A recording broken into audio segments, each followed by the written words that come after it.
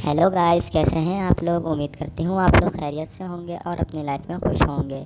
आज मैं आप लोगों के लिए एक नई वीडियो लेकर आई हूँ जिसमें मैं आप लोगों को बताऊँगी कि ठरकी आंटियाँ जवान लड़कों को क्यों पसंद करती हैं।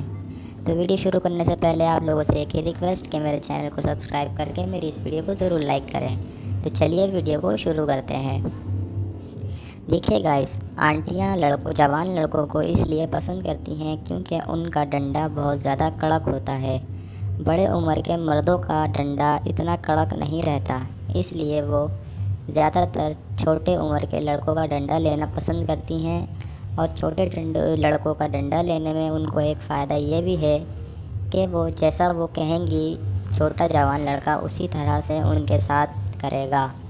इसी तरह अगर वो बड़े उम्र के मर्द के साथ करेंगी तो वो अपने स्टाइल से करेगा और उनकी बात कम ही मानेगा। इसलिए टर्की आंटियाँ अपने मज़े के लिए और कड़क डंडा लेने के लिए जवान लड़कों को बहुत ज़्यादा पसंद करती हैं।